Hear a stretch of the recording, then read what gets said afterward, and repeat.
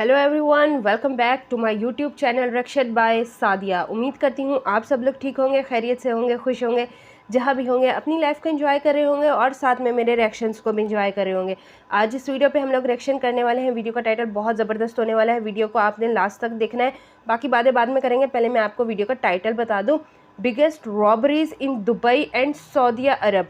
आज हमें देखने को मिलेंगी बिगेस्ट रॉबरीज जो दुबई और सऊदी अरब में हुई, कैसे उसकी प्लानिंग की गई, ये सब कुछ आपको इस वीडियो में देखने को मिलेगा। तो इस वीडियो पे हम लोग रिएक्शन स्टार्ट करते हैं। उससे पहले अगर आप लोग हमारे चैनल पे नए हैं तो हमारे चैनल को सब्सक्राइब कर दीजिए, लाइक कर दीजिए, शेयर कर दीजिए, कमेंट कर दीजिए, बेल आइकन पे प्रेस कर दीजिए ताकि आने वाली हर वीडियो का नोटिफिकेशन आप सबको मिलता रहे। तो करते हैं वीडियो को शुरू।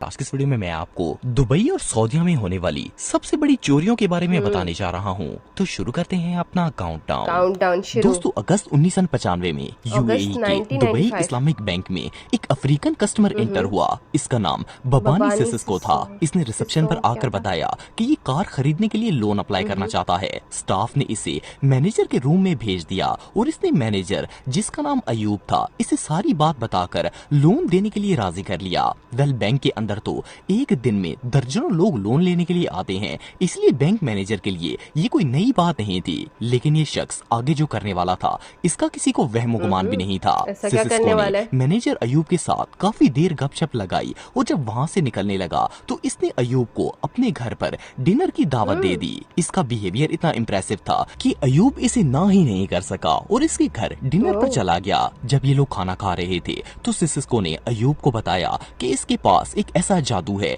जिससे आप अपने पैसों को डबल कर सकते हैं। इस शातिर इंसान ने बैंक मैनेजर को इस हद तक कॉन्फिडेंस में ले लिया कि वो दूसरी ही मुलाकात में इसे पैसे देने के लिए तैयार हो गया ताकि वो इसे दोगुना कर दे। वैसे तो ये बात सुनने में ही इम्पॉसिबल लगती है और कोई भी इंशाउर वाला इंसान इस बात पर यकीन नहीं करेगा, लेकिन अयूब पर कोई ऐसा काला जादू छाया हुआ था कि वो जो भी सिसिस्को कहता था उसे सच मान लेता था। नेक्स्ट डे अयूब सिसिस्को के बताए हुए वक्त पर रकम से भरा हुआ बैग लेकर इसके घर पर पहुंच गया। बैंक मैनेजर के पास 1 लाख दरम थे।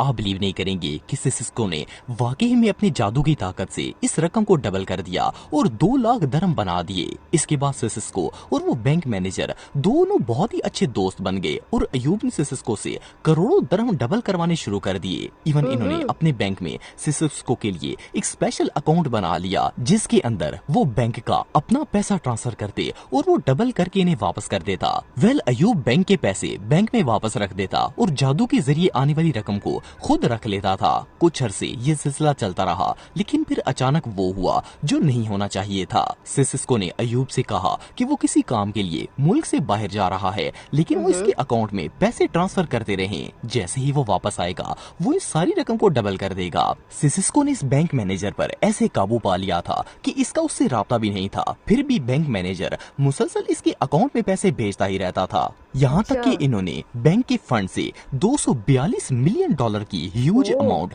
बगैर किसी को बताए सिसिस्को के अकाउंट में डाल दी थी। सिसिस्को, जो कि बज़ाहिर बिजी होने का नाटक कर रहा था, वो असल में अयूब को झांसा देकर भाग चुका था। इसने आहिस्ता आहिस्ता वो सारी रकम अपने यूएसए, स्विट्जरलैंड और अफ्रीका के अकाउंट्स में ट्रांसफर कर ली और खुद वहाँ से गायब हो गया। हैरानगी की बात ये थी कि बैंक मैनेजर की आंखों पर अभी भी पट्टी बंधी हुई थी और उसे कुछ भी समझ नहीं आ रहा था। एक दिन जब अयूब ने इसे कांटेक्ट करने की कोशिश की तो इसका नंबर ही बंद था। इन्होंने दुबई के अंदर मौजूद सिसिस्को के घर जाकर देखा तो वो भी बंद था। आखिरकार जब सिसिस्को का कुछ भी पता नहीं चला तो अयूब को पुलिस के सामने सारी बात कन्फेस करनी पड़ी। जब इस केस की इन्वेस्टिगेशन स्टार्ट की गई तो अयूब का बिहेवियर बहुत ही अनयूजुअल था। बाद में पता चला कि ये बंदा एक जादूगर था और इसके पास काला था। इसने ना सिर्फ अयूब के पैसे बल्कि अयूब पर भी जादू किया हुआ था, जिसकी वजह से इसे लगता था कि इसके पैसे डबल हो चुके हैं। वेल, इस बंदे ने काले जादू की मदद से दुबई इस्लामिक बैंक से 242 मिलियन डॉलर चोरी कर लिए और किसी को कानो कान तक खबर नहीं हुई। इससे अनयूजुअल बैंक रॉबरी दुनिया में और कोई नहीं हो सकती।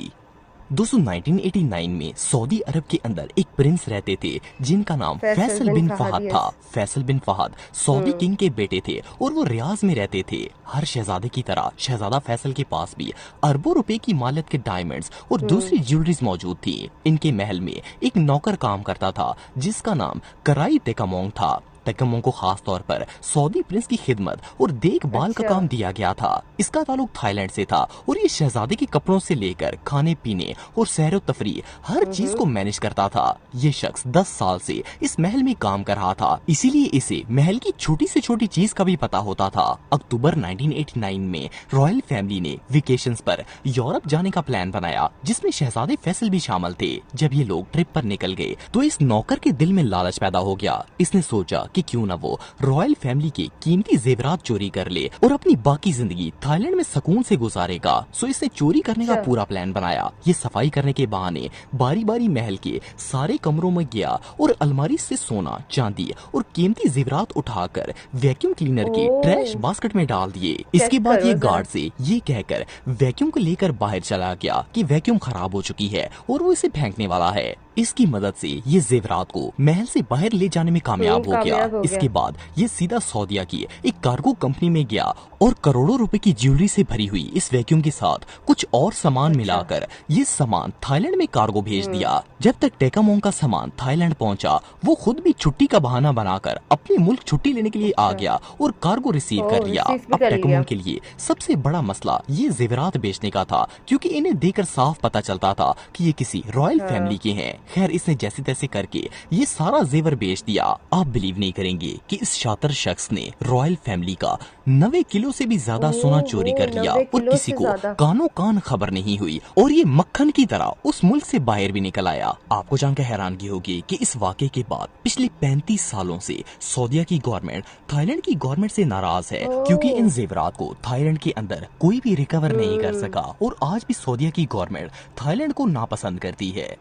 दोस्तों, अब जिस बैंक हाइस्ट के बारे में मैं आपको बताने जा रहा हूँ, इसे दुनिया की सबसे यूनिक और मॉडर्न बैंक रॉबरीज में से एक माना जाता है। सन 2020 में जब कोरोना वायरस पेंडेमिक चल रहा था, तो हांगकांग के सेंट्रल बैंक के मैनेजर को दुबई के एक बैंक मैनेजर की कॉल रिसीव हुई। दुबई के बैंक मैनेजर ने इन्हें बताया कि वो एक बहुत बड़ा प्रोजेक्ट स्टार्ट करने वाले हैं, जिसके लिए इन्हें $35 मिलियन फंड की जरूरत है। ये दोनों मैनेजर्स क्योंकि एक दूसरे को बहुत अच्छे तरीके से जानते थे, इसीलिए इन्होंने मजीद इन्वेस्टिगेशन किए बगैर रकम ट्रांसफर कर दी। लेकिन फिर कुछ दिनों के बाद जब दोनों मैनेजर्स का आपस में कांटेक्ट हुआ, तो पता चला कि असल में दुबई के मैनेजर ने तो ऐसी कोई कॉल नहीं की और ना ही पैसों की डिमांड की थी। असल में बात ये थी कि ना तो मैनेजर रियल था और ना ही बैंक अकाउंट जिसमें $35 मिलियन ट्रांसफर किए गए थे। लेकिन शॉकिंग चीज ये थी कि जिस नंबर से हांगकांग के मैनेजर को कॉल रिसीव हुई थी, वो भी दुबई बैंक के मैनेजर का ही था और बात करने वाले शख्स की आवाज भी बिल्कुल सेम थी। खैर, दुबई अथॉरिटीज के सामने अब दो ही बातें थी, या तो इनका बैंक मैनेजर झूठ बोल रहा था और इसने हांगकांग से पैसे मंगवा कर हड़प लिए थे, या फिर ये कोई बहुत बड़ा स्कैम था। खैर, दुबई पुलिस ने इन्वेस्टिगेशन स्टार्ट कर दी और जब नतीजा सामने आया तो इसने पूरी दुनिया को हिला कर रख दिया। जब तमाम एविडेंस इकट्ठे किए गए तो पता चला कि असल में ये एक फेक कॉल थी, जिसे एआई की मदद से डीप फेक वॉइस एडिटिंग की मदद से बनाया गया था और इसके जरिए रॉबर्स ने $35 मिलियन की रकम चोरी कर ली थी। असल में हैकर्स ने एक एआई टूल की मदद से एक डीप फेक वॉइस बनाई थी, जो कि बिल्कुल दुबई के बैंक मैनेजर से मैच करती थी। इवन इस डीप फेक एआई टूल की मदद से वीडियो कॉलिंग भी की जा सकती थी, जिसे हांगकांग के मैनेजर को दुबई का मैनेजर ही नजर आता था। ये सब कुछ इतना रियल था कि अगले बंदे को गुमान तक नहीं हुआ कि ये वीडियो कॉल फेक है। वेल, इस जीनियस रॉबरी में कोई एक शख्स इन्वॉल्व नहीं था, बल्कि रिसोर्सेज से पता चला कि ये रॉबर्स का पूरा एक ग्रुप था। इन्होंने बकायदा प्लानिंग के तहत पहले फेक अकाउंट बनाया और इवन इसके अंदर दुबई बैंक मैनेजर के फेक फिंगरप्रिंट्स भी ऐड किए थे। फिर इसके बाद दुबई बैंक के कम्युनिकेशन सिस्टम को हैक किया ताकि हांगकांग कॉल की जा सके और आखिर में वीडियो क्लोनिंग के जरिए हांगकांग के बैंक मैनेजर को बेवकूफ बनाकर पैसे लूट लिए। मजे की बात यह है कि इन चोरों ने इतनी चालाकी से रॉबरी की थी कि इस वजह से इन्हें ढूंढा भी नहीं जा सकता था, क्योंकि ना तो इनकी शक्ल किसी को पता थी, ना आवाज, और इवन इन्होंने अपनी लोकेशन तक जाहिर नहीं होने दी कि ये दुनिया के किस कोने में बैठकर चोरी कर रहे हैं। बहरहाल जो भी हो, इसे दुनिया की सबसे जीनियस रॉबरी कहना गलत नहीं होगा। जी, तो ये थी आज की वीडियो, जिसमें हमें biggest robberies Dubai and Saudi Arabia की देखने को मिली। तो उम्मीद करते हैं कि आपको इस वीडियो पे हमारा रिएक्शन पसंद आया होगा। अगर आपको हमारा रिएक्शन पसंद आया है तो हमारे चैनल को सब्सक्राइब कर दीजिए, लाइक कर दीजिए, शेयर कर दीजिए, कमेंट कर दीजिए, बेल आइकन पे प्रेस कर दीजिए ताकि आने वाली हर वीडियो का नोटिफिकेशन आप सबको मिलता रहे।